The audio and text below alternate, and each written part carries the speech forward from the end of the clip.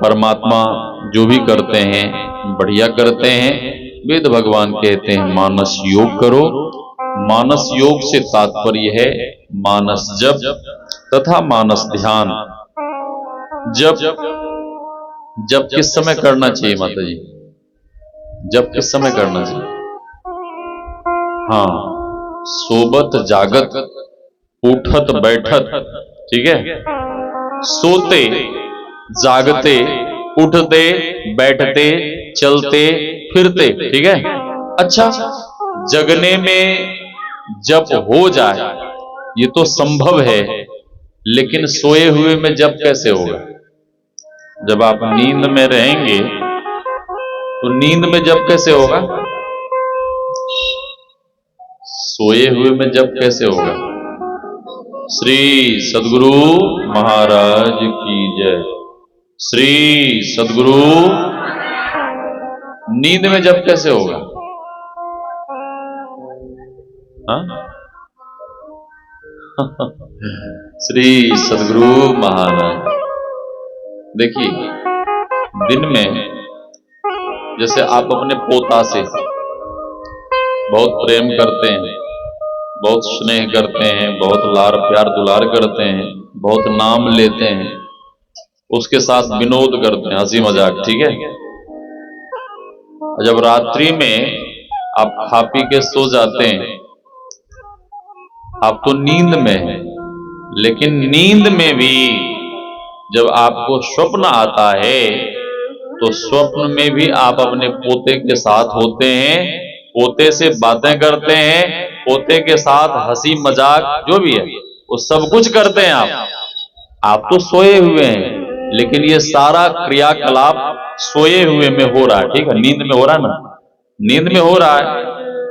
उसी तरह से जब आप जागृत में नित्य निरंतर जब ध्यान करते रहेंगे तो नींद में भी सोए हुए में भी आपसे जप होगा, आपसे ध्यान होगा, और आपको ऐसे ऐसे दिव्य दुर्लभ दर्शन होंगे कि आप हैरान रह जाएंगे।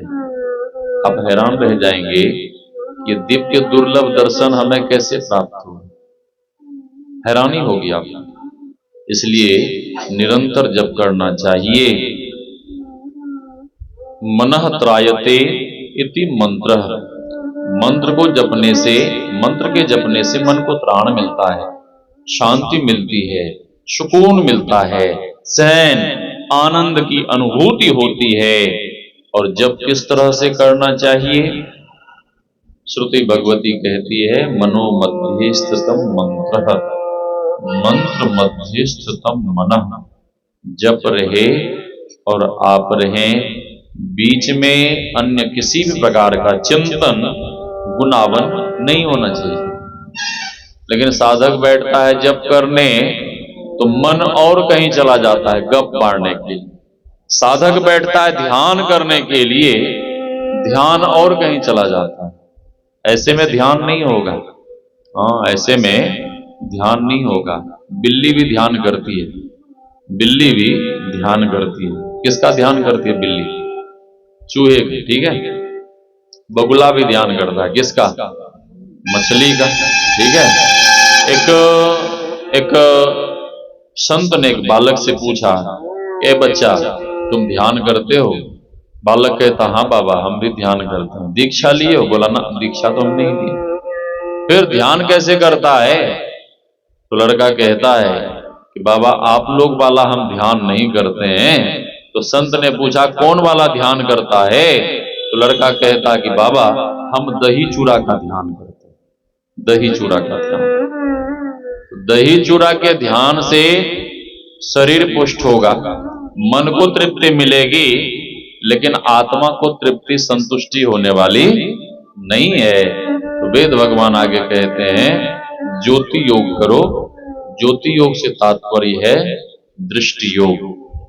दृष्टि योग भगवान श्री कृष्ण कहते हैं शमम काय शिरोग्रीवम धार्यन अचलम स्थिरम संप्रेक्ष नासिकाग्रम स्वम दिशस्यानवलोकयन। दिशाओं को नहीं देखते हुए साधक नासिका के अग्रभाग में ध्यान केंद्रित करे। गुरुदेव कहते हैं दो नयन बीचों बीच सन्मुख एक टक देखत रहो, आप ही वह बिंदु छल गए, पट गिरा निर्खत रहो।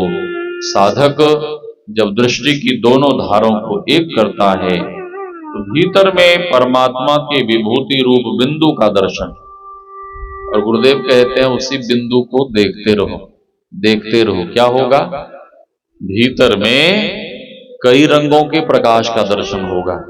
गुरुदेव की वाणी में पीली नीली लाल सफेदी स्याही सन्मुख आता है, छट छट छट छट बिजली छटके भोर का तार दिखाता है, चंदा उगत उदयहु रविहु भूर शब्द मिल जाता है। गुरु सदगुरु के चरण अधीनन अगम भेद यह पाता है।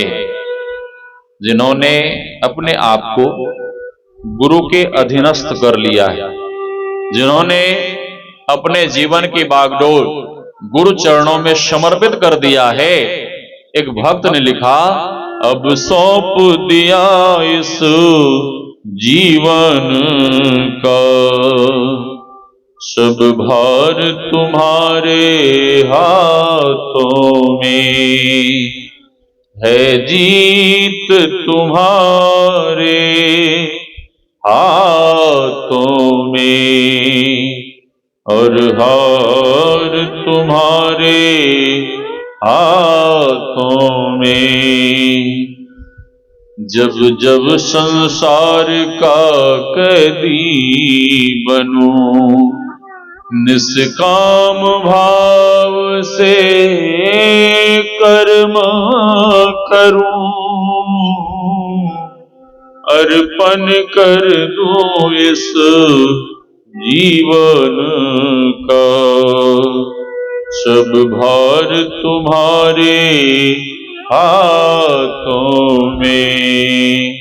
अब सौंप दिया इस जीवन का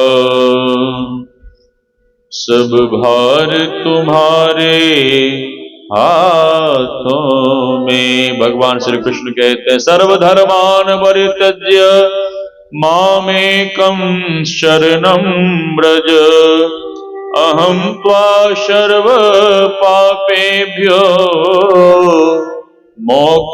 मोक्षयिष्यामि मा शुचः। शंकराचार्य जी महाराज की वाणी में, गुरु चरणाम्बुज निर्भर भक्त, संसाराद चिराद भवमुक्त, गुरु चरणाम्बुज निर्भर भक्त, संसाराद चिराद भवमुक्त, क्षेत्रिय मानस नियमा देवं द्रक्षसि निज हृदयस्थं देवं, द्रक्षसि निज हृदयस्थं देवं। शंकराचार्य जी महाराज कहते हैं, जिन्होंने अपने जीवन की बागडोर सदगुरु के हाथों में समर्पित कर दिया है, वह भक्त एक न एक दिन गुरु कृपा से साधना करता हुआ, भजन ध्यान करता हुआ निश्चित रूप से एक न एक दिन इस भवसागर को पार कर जाए। गुरु चरणाम्बुज निर्भर भक्त संसाराद चिराद भव मुक्त। भगवान श्री कृष्ण कहते हैं, हे अर्जुन, सर्वधर्मान परित्यज्य मामेकं शरणं व्रज, सभी धर्मों को छोड़कर हमारी शरण में आ जाओ, हम तुम्हें सभी पापों से मुक्त कर देंगे। आगे वेद भगवान कहते हैं, ज्योति योग करो, और गुरुदेव कहते हैं साधना की अंतिम क्रिया है नादानुसंधान।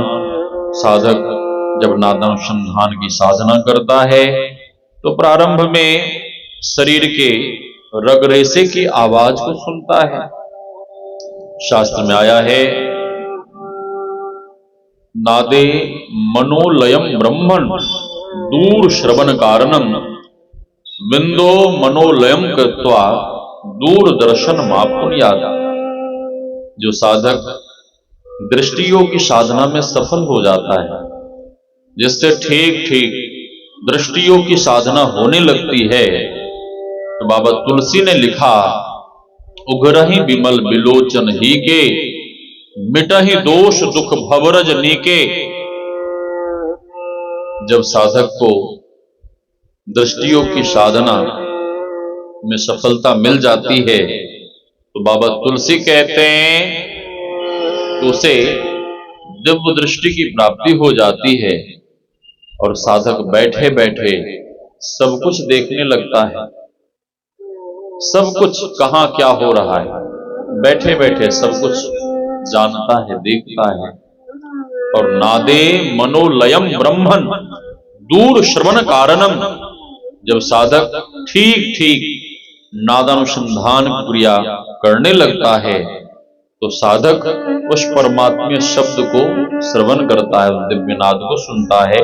उस सूक्ष्म नाद को सुनता हुआ साधक उस परमात्मा का अनुभव करता है, परमात्मा का साक्षात्कार कर लेता है। और जब परमात्मा की प्राप्ति हो जाती है तो बाबा तुलसी कहते हैं, जानत तुमई होई जाई। गुरुदेव की वाणी में, हम प्रभु प्रभु हम एक ही होई, द्वंद और द्वैत रहे नहीं कोई। मैं ही ऐसी आरती कीजे, भव महाजन्म बहुरी नहीं लीजे। जब परमात्मा का साक्षात्कार हो जाएगा तो पुनः इस आवागमन के चक्र में नहीं आना पड़ेगा।